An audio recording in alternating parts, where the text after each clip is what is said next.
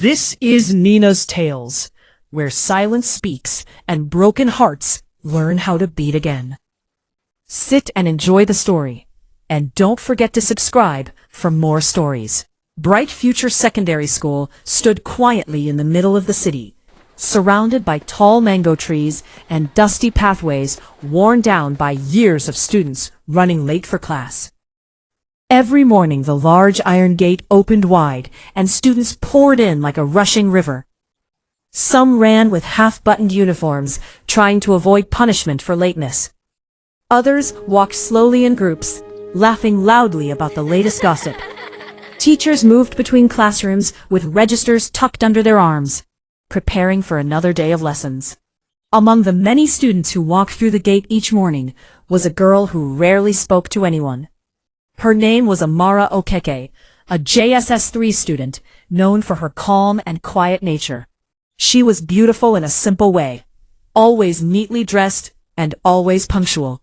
Teachers liked her because she never made noise in class, never argued, and always completed her assignments. To them, she seemed like the ideal student. But the students saw something different. Amara had a habit that made many of them uncomfortable. She stared. Not the normal quick glance people give each other while passing by, but a slow, quiet stare that seemed to linger longer than it should. Sometimes she would watch students as they walked past her, her expression unreadable, and her eyes strangely distant. Some students whispered about her during break time. "There's something strange about Amara," one girl said one afternoon. "I know," another replied. "My cousin said she saw her behind the laboratory, talking alone." Nobody knew if the rumors were true, but the stories slowly spread through the school corridors like smoke. One hot afternoon after school, the compound was almost empty. The sun hung low in the sky, and most students had already gone home. The classrooms were quiet, except for the sound of birds settling in the mango trees. Two JSS1 girls, Kioma and Blessing, sat under one of those trees with their books open in front of them. They were trying to study civic education, though the heat made it difficult to concentrate. Their notebooks were filled with highlighted notes and underlined sentences.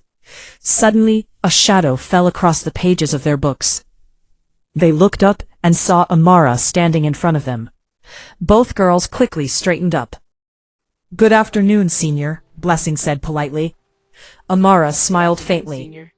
"You don't have to look so nervous," she said calmly. "I'm not a teacher." The girls forced small smiles. Amara looked at them carefully, her eyes moving slowly from one girl to the other.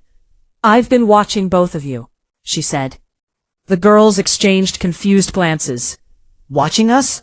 Chioma asked. Amara nodded. "You're both hard-working. I've seen you studying many times." The girls felt slightly proud hearing that. "But I can also see that you are struggling," Amara continued quietly. "You're afraid of failing your exams." Chioma's smile disappeared. She had never told anyone that fear, yet somehow Amara had guessed it correctly.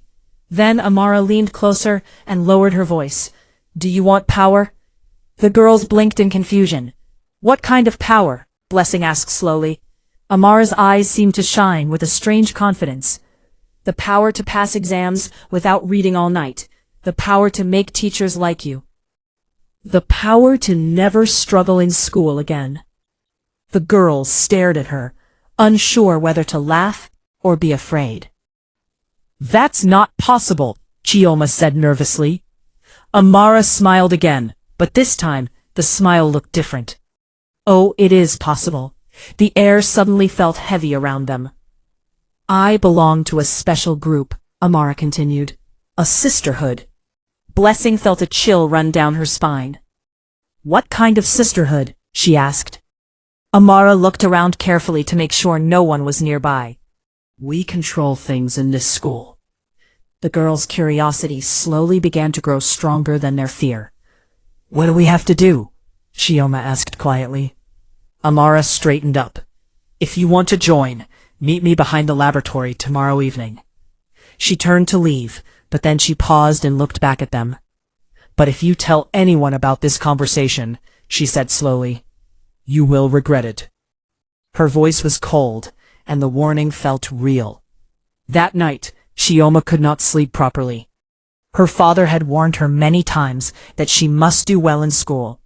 Failure was not something he tolerated. Blessing had the same worry. Her older siblings were already doing well academically, and she felt pressure to keep up.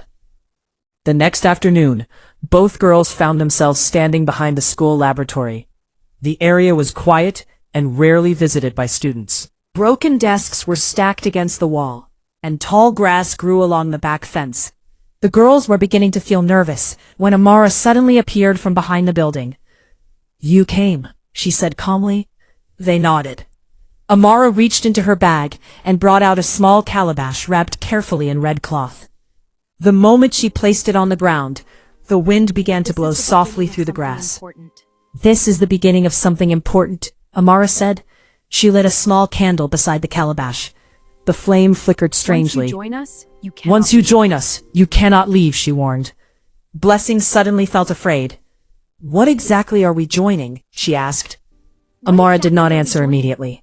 Instead, she pointed to the calabash. "Place your hands on it." The girls hesitated for a moment, but curiosity and fear of failing their exams pushed them forward. Slowly, they placed their hands on the calabash. Amara closed her eyes and began whispering words they could not understand. The wind suddenly became stronger, rustling the tall grass around them. The candle flame stretched upward. Blessing's heart began beating rapidly. "What is happening?" she whispered. Amara opened her eyes slowly. "Welcome to the sisterhood." In the days that followed, strange things began happening in Bright Future Secondary School. Some students complained about terrible dreams at night. Others said they felt uneasy walking through certain parts of the compound. During morning assembly, one student suddenly fainted. Another began crying without explanation. Teachers became worried, but they could not find any clear reason for the strange behavior spreading among the students. Meanwhile, Chioma and Blessing were no longer sleeping peacefully. Every night, they had disturbing dreams. In those dreams, they saw dark places and heard whispers calling their names. They began to regret what they had done. Among the JSS3 students was a girl named Daniella Johnson. Daniella was known throughout the school as someone who took her faith seriously. She attended the school fellowship regularly and often encouraged others to join. Some students mocked her for always praying, but Daniella ignored them.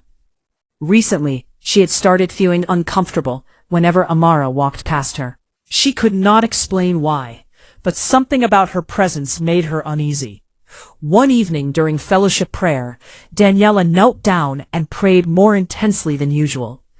"God," she whispered, "if there is anything hidden in this school, please reveal it." That night, she had a disturbing dream. In the dream, she saw a red cloth, a small calabash, and two girls crying behind the laboratory. When she woke up, her heart was pounding. Friday morning arrived, and students gathered in the assembly hall for fellowship.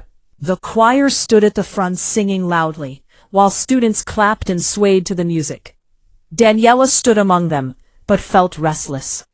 Suddenly, she felt a strong urge to pray aloud. Without thinking, she stepped forward.